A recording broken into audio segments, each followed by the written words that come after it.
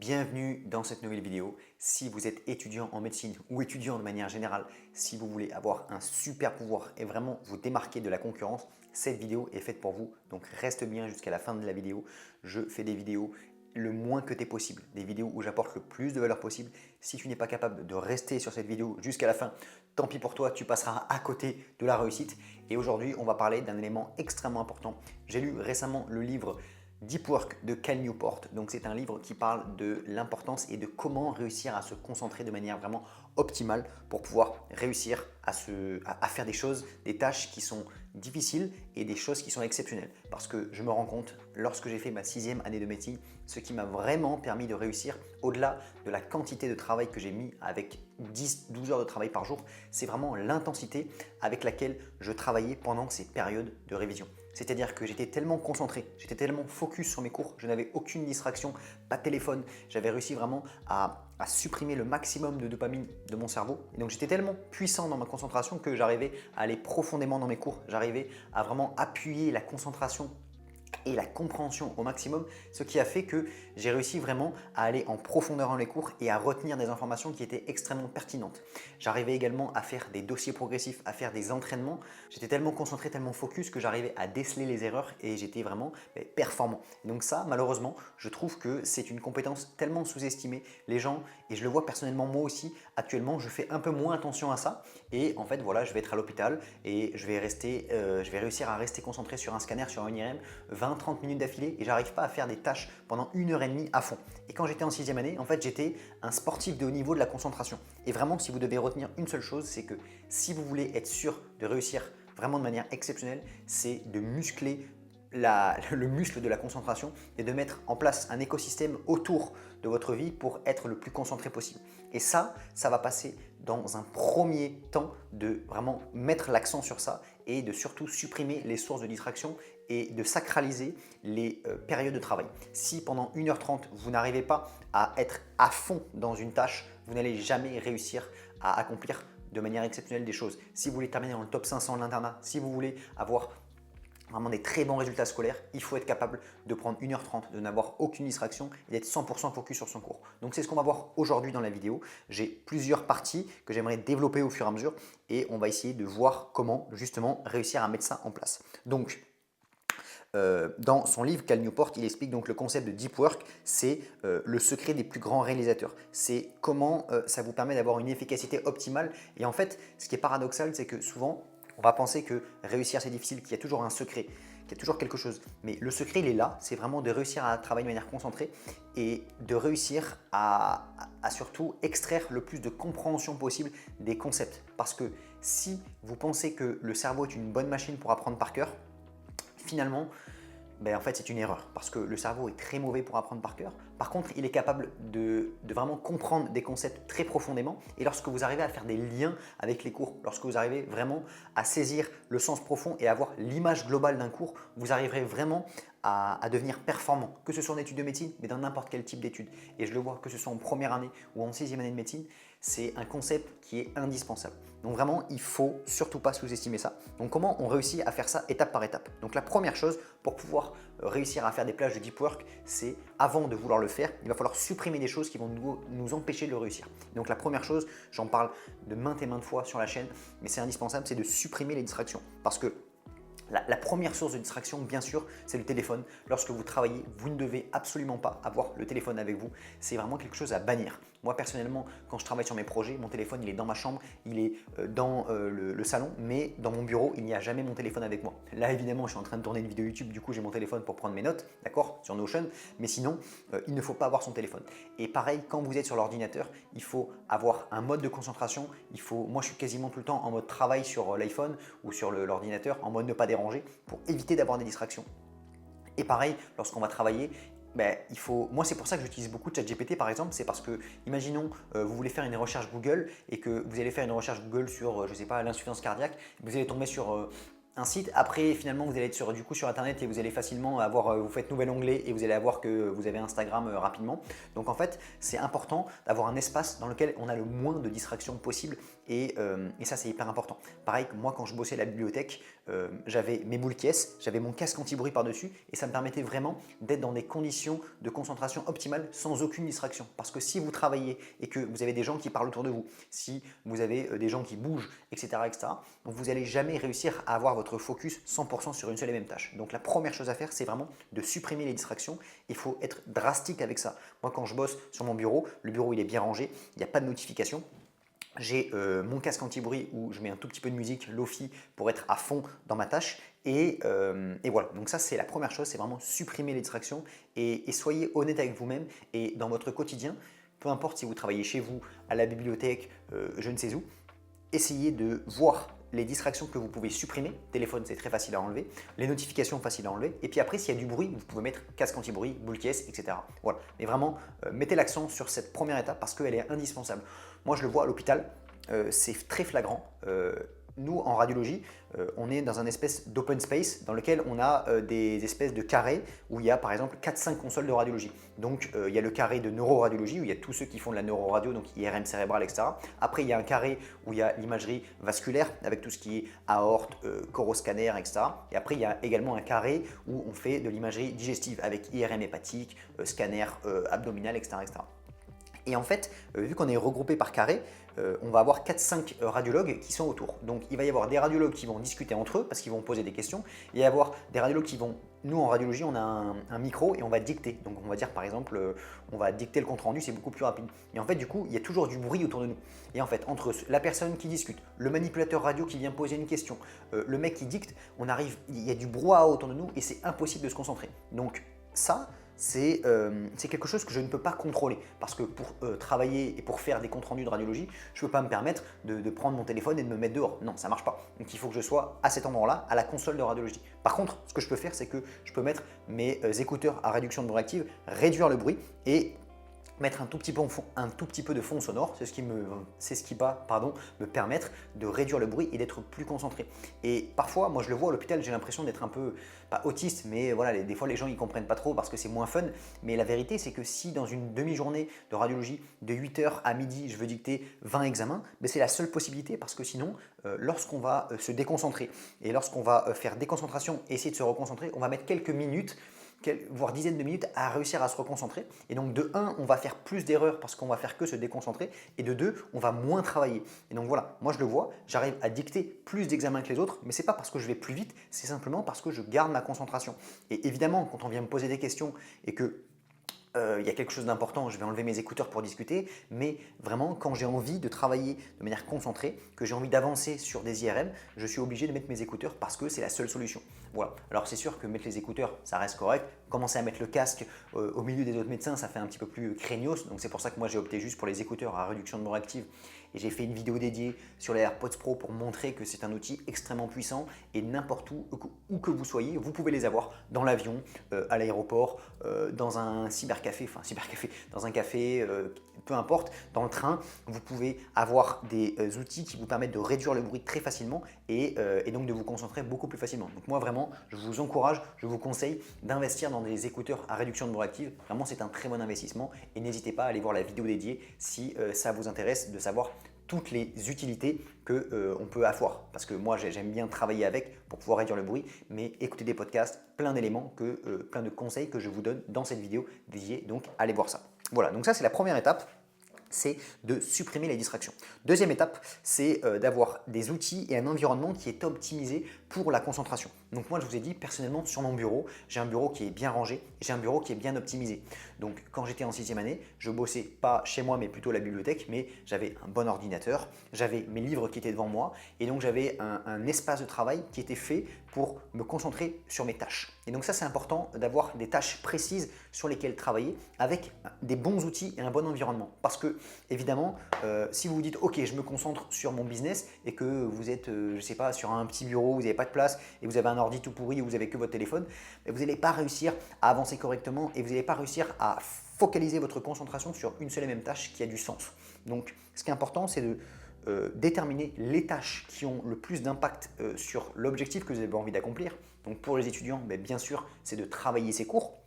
Moi, quand j'étais en 6e année, j'avais 2 tâches très importantes à faire, les deux. Donc, je savais à quel moment je devais faire chacune. La première, c'était bien sûr d'avancer, de lire mes cours. Donc, je prenais mon livre et j'avançais dessus en étant très concentré pendant 1h30. Je travaillais des cours de pédiatrie, par exemple, des cours de cardiologie et je me concentrais à bien comprendre ce que je lisais. Si j'avais des questions, si je me posais, voilà, je ne comprenais pas certains éléments. À l'époque, il n'y avait pas de ChatGPT, mais je posais des questions à Google. J'allais faire des recherches supplémentaires pour vraiment comprendre mon cours tout en restant focus. Donc, voilà, j'avais un mode où je me mettais par exemple en fenêtre en navigation privée pour ne pas avoir mes onglets, pour ne pas avoir des recommandations.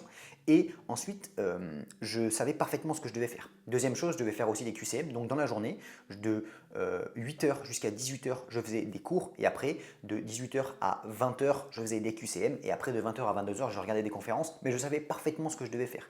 Et donc, j'avais pas de distraction. Je savais ce que je devais faire et je le faisais dans un bon environnement de travail. Évidemment, moi, je travaillais à la bibliothèque. Donc, j'étais bien à la bibliothèque pour pouvoir travailler correctement. Mais mon casque, mes boules caisses, j'étais focus sur mes cours. Et vu que j'avais mon casque et mes boules caisses, les gens qui travaillaient autour de moi, ils savaient très bien qu'il ne fallait pas venir me déranger parce qu'il fallait que j'enlève tous mes trucs et que si on venait me poser des questions, c'était vraiment pour des choses qui étaient précises et vraiment importantes. Donc voilà, on ne venait pas me déranger. Parce que je le vois, moi, je retourne sur le fait à l'hôpital. Il y a plein de gens qui se posent des questions, etc. C'est sûr que voilà, il y a une IRM, on pose une question, mais en fait, le fait de faire ça, ça rend le travail un peu moins ennuyant parce que c'est sûr de rester 1h30 sans parler à personne et de travailler et de regarder des IRM. Si vous avez une question de lire un livre, c'est moins entre guillemets excitant ou c'est moins stimulant que de poser des questions à quelqu'un, de faire que parler. Mais quand vous faites ça, en fait, on est toujours en train de se déconcentrer. Donc il faut trouver le bon équilibre à travailler focus sur son truc. Si on a des questions, on va regarder sur internet, on va rester dans un mode focus. Et puis si vraiment de temps en temps, durant les pauses, toutes les 1 heure, 2 heures, on va venir poser des questions à quelqu'un. Mais si on est toujours en train de faire des interactions, de couper sa concentration, on ne va jamais réussir à rester focus. Et donc ça, c'est hyper important. Moi, je le vois donc à la bibliothèque. J'étais pas toutes les 5, 10, 15, 20 minutes à poser des questions à quelqu'un parce que sinon, on n'arrête pas. Et en fait, on a l'impression de travailler, mais le fait de toujours s'arrêter, de toujours reposer des questions, ça ne va pas. Donc moi, ce que je vous conseille sinon, c'est par exemple, vous avancez sur votre cours. Si vous avez une question, vous faites des recherches sur Google, sur ChatGPT ou bien sur EDNGPT. Voilà, c'est le but de l'IA que j'ai créé, c'est pour pouvoir avoir le plus de réponses à ces questions de physiopathologie. Et je suis en train de travailler sur la V2, là, ça va être exceptionnel.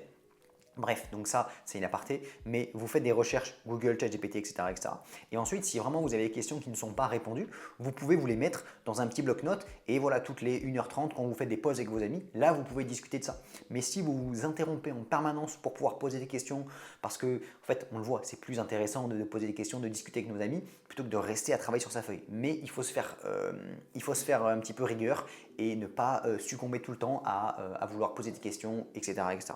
Voilà, donc ça c'est la troisième chose. Quatrième élément, je peux vous proposer également des outils qui vont vous permettre de vous concentrer plus facilement. Personnellement, j'utilisais l'application Forest. C'est une bonne application. C'est une application qui permet de mettre un Pomodoro en fait, donc un minuteur. Moi personnellement, je travaillais beaucoup avec des minuteurs. Donc je travaillais 1h30, 2h et puis pause de 10 minutes par exemple. Donc ça me permettait de vraiment calibrer. Évidemment, si j'avais terminé un cours et qu'il restait 10 minutes et que j'allais pas reprendre un nouveau cours, donc j'arrêtais à ce moment-là. Mais c'était pour avoir une idée et donc ça peut être intéressant. Je vous fais un petit spoiler alerte, mais je suis en train de travailler sur un logiciel dans lequel j'intègre l'IA, mais un logiciel pareil qui permet de vraiment se concentrer parfaitement sur une seule et même tâche. Et donc j'espère que ça va sortir assez vite. Voilà, donc vous aurez le lien dans la description quand ce sera disponible bien sûr. Pour l'instant, c'est encore en construction. Donc voilà, s'il y en a qui regardent la vidéo au moment où c'est déjà sorti, allez voir dans la description, ce sera le premier lien. Sinon, restez connectés, ça va arriver très bientôt.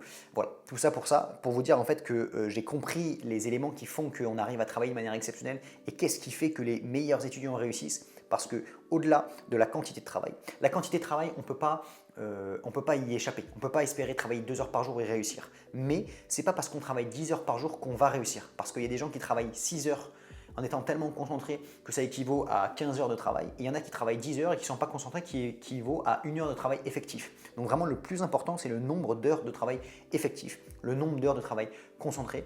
Et ce que j'ai réussi à faire en 6e année, c'est de réussir à me concentrer vraiment de manière importante pendant 12 heures. Alors je ne vous dis pas que tous les jours, j'étais réussi à concentrer 12 heures, mais la plupart du temps, j'arrivais vraiment à me concentrer à fond pendant ces 12 heures-là, en faisant 1h30, 2h, pause, 1h30, 2h, pause. Je sais que c'est quelque chose que j'ai répété plusieurs fois sur la chaîne. J'ai l'impression de me répéter, mais c'est tellement important que vraiment, en fait, malheureusement, il y a des gens des fois qui pensent qu'il y a des secrets, il y a des techniques spéciales que les étudiants qui réussissent ont. Mais la vraie vérité, c'est que des méthodes de travail, comme les méthodes EJ, comme les méthodes de faire des fiches ou pas, c'est une chose. Il y en a chacun a sa propre méthode, mais il y a des piliers qui sont communs à toutes les méthodes. Et il y a des piliers que vous ne pouvez pas espérer passer à travers. On ne peut pas espérer réussir si, peu importe la méthode qu'on a, le fait de faire des fiches, le fait de travailler ses cours le jour J, le lendemain, etc., etc., on ne peut pas espérer réussir si on n'a pas une concentration optimale durant ses révisions. Quelqu'un qui travaille 12 heures par jour en ayant la méthode EJ parfaite, mais qui toutes les 2 minutes est en train de scroller, il n'arrivera jamais à assimiler ses cours. Et donc ça, c'est indispensable. Et en fait, ce qui est bien, ce qui est marrant, c'est que si vous avez les piliers essentiels qui sont vraiment travaillés de manière extrêmement concentrée, revoir ses cours et maximiser la compréhension, de toute façon, ceux qui sont sur la chaîne et qui ont compris ça, ils vont réussir. C'est indispensable. Si vous avez ces 3 piliers déjà, vous êtes quasiment sûr de réussir. Mais ensuite, on peut faire des petits ajustements. Mais ce qu'il faut comprendre, c'est que ce qui est paradoxal et ce qui est marrant, c'est que si vous arrivez à vous concentrer de manière exceptionnelle, vraiment, que vous mettez l'accent là-dessus, entre guillemets, peu importe la méthode que vous allez faire, vous êtes quasiment sûr de réussir. Mais la vérité, c'est que réussir à travailler 10 heures par jour de manière très très concentrée, c'est pas si facile à faire. Mais si vous arrivez à faire ça, entre guillemets, et que vous comprenez bien vos cours et que vous vous entraînez, donc voilà, les 4 piliers pour moi vraiment, ceux qui sont restés jusqu'à la fin de cette vidéo, déjà bravo parce que la plupart des gens, vu que la vidéo n'est pas cutée, que ce n'est pas des vidéos les plus attirantes du monde, ils ne seront pas là. Mais ceux qui sont restés jusqu'à la fin, retenez surtout ça. Les 4 piliers indispensables pour pouvoir réussir, c'est de 1, concentration exceptionnelle. Si vous êtes vraiment très très concentré sur vos cours, vous allez extraire le plus d'informations possible. 2, compréhension. Si vous êtes vraiment focus à comprendre vos cours, à faire des liens et vraiment à comprendre ce que vous lisez, vous allez avoir des résultats qui sont exceptionnels. Troisième chose, revoir plusieurs fois ses cours. Malheureusement, le cerveau est une mauvaise machine et un bon élément, un bon indicateur pour le cerveau de lui dire c'est une information importante, c'est de la revoir plusieurs fois. C'est pour ça qu'en première année, moi j'ai fait la méthode des J. Après, en 6e année, c'est plus difficile. Quand je dis 6e année, c'est l'externat. C'est plus difficile de vraiment faire la méthode des J, tout simplement parce qu'il y a beaucoup de cours. Donc vous pouvez faire des espèces de J modifiés avec J1, enfin J0, J3 et J7 et J60 par exemple. À vous d'un petit peu pensez à ça, mais dans tous les cas, ce n'est pas ça qui va changer dramatiquement. C'est voilà, si vous voyez 3, 4, 5 fois vos cours, ça vous permet déjà d'avoir un bon ancrage. Et dernière chose, entraînez-vous. Si vous vous entraînez, vous allez mettre en application vos connaissances aux modalités du concours. Parce que ça ne sert à rien d'apprendre quelque chose par cœur si ce n'est pas applicable au concours. Si vous êtes extrêmement bon, par exemple, en 100 mètres, vous êtes extrêmement bon, vous courez le 100 mètres en 5 secondes. Voilà, vous êtes hors du commun. Vous savez courir le 100 mètres en 5 secondes. C'est-à-dire que vous connaissez vos cours tellement par cœur que si vous arrivez le jour du concours, vous vous baladez. Mais si le jour du concours, on ne vous demande pas de courir mais de nager, en fait, ça ne sert à rien. Donc, il faut savoir appliquer sa puissance aux vraies modalités du concours. Et en fait, on pourrait se dire, c'est comme l'exemple de la natation et de la course à pied, le socle commun, ça va être l'endurance. Évidemment, si vous avez une bonne endurance, si vous avez beaucoup de cardio, vous allez pouvoir être bon, entre guillemets, dans n'importe quel sport. Après, ensuite, il va falloir peaufiner votre technique dans un sport spécifique, mais si vous avez une bonne endurance, c'est comme avoir une bonne concentration. Si vous avez une bonne endurance, vous allez être bon dans tous les sports. Si vous avez un bon muscle, une bonne musculature, vous allez pouvoir vous adapter dans tous les sports. Et donc là, c'est pareil. Si vous avez une bonne musculature dans la concentration, vous allez pouvoir vous adapter à tout type d'examen, de type de concours. Et ensuite, vous allez entraîner vos connaissances spécifiques dans ce concours-là, dans les études de médecine, etc., etc. Mais le socle commun, c'est vraiment la concentration. Et si vous avez compris ça, vous avez tout compris. Voilà. Donc, pour terminer, qu'est-ce que je vous ai mis voilà. Il y a les meilleurs, donc dernière partie dans les livres, il parle des meilleurs moments pour le deep work. Donc, tôt le matin, on dit que tôt le matin, plus on est tôt dans la journée, plus on a de réserves de concentration et plus on a de réserves de volonté. Donc c'est important de se concentrer dès le début de la journée sur les choses qui sont essentielles entre guillemets. Donc moi c'est pour ça que ce que je peux vous conseiller, c'est que si vous faites la méthode des J ou peu importe si vous êtes en train de réviser vos études, vos concours, vos collèges, peu importe, c'est bien de commencer par les J0 dès le début ou les cours frais parce que c'est là où on a le plus de concentration, on a le plus de détermination et on arrive à se concentrer mieux parce que plus la journée avance, plus notre jauge de concentration, notre jauge de détermination va baisser. Et donc c'est pour ça que moi personnellement, ce que je faisais, c'est qu'au début de journée, je faisais les cours les plus importants, les premières lectures. Ensuite, je faisais par exemple J1 après, J3, etc. Donc parce que si j'avais déjà vu un cours à J7 et à J15, ces cours-là ont besoin de moins de concentration parce que je les ai déjà vus plusieurs fois, je les connais déjà à peu près. Et donc, c'est juste entre guillemets le fait de rafraîchir. Voilà. Et ensuite, en fin de journée, je faisais des QCM. Ça demande quand même de la concentration. Il faut faire attention. Moi, ça me correspondait bien de faire des QCM de 18h à 20h par exemple. Mais il faut rester… il faut faire attention à ça parce qu'il y en a pour qui faire des QCM, ça demande plus de concentration.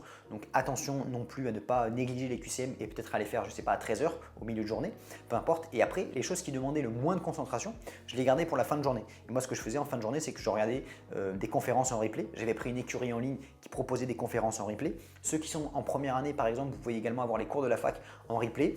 Donc ça peut être intéressant de les regarder à ce moment-là, de faire des tâches qui demandent moins de concentration parce qu'en fin de journée, si vous gardez les gros cours en fin de journée, les cours pénibles, mais en fait vous n'allez jamais vous en sortir parce que vous allez être plus motivé. C'est à ces moments-là qu'on va craquer, quand on va se dire bon ouais tant pis c'est bon, je me fais une série. Alors que si c'est quelque chose qui ça va, vous êtes content de le faire, vaut mieux vous garder les choses qui sont simples et plus sympa à faire en fin de journée. Voilà, donc c'est important de bien manager sa concentration et voilà, donc c'était assez important.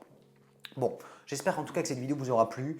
Comme je vous dis, en ce moment j'essaie de faire des vidéos avec le plus de valeur possible, mais les plus brutes possibles, parce que je me rends compte que c'est comme ça que moi personnellement je consomme l'information et je pense que malheureusement, plus on avance sur Internet et plus les vidéos montent extrêmement rapidement, etc., ça devient saoulant, on est trop submergé. Et donc moi j'ai envie d'arrêter de faire cette course-là, d'arrêter de surenchérir tout le temps, de faire des vidéos les plus cutées, les plus montées, les plus incroyables possibles.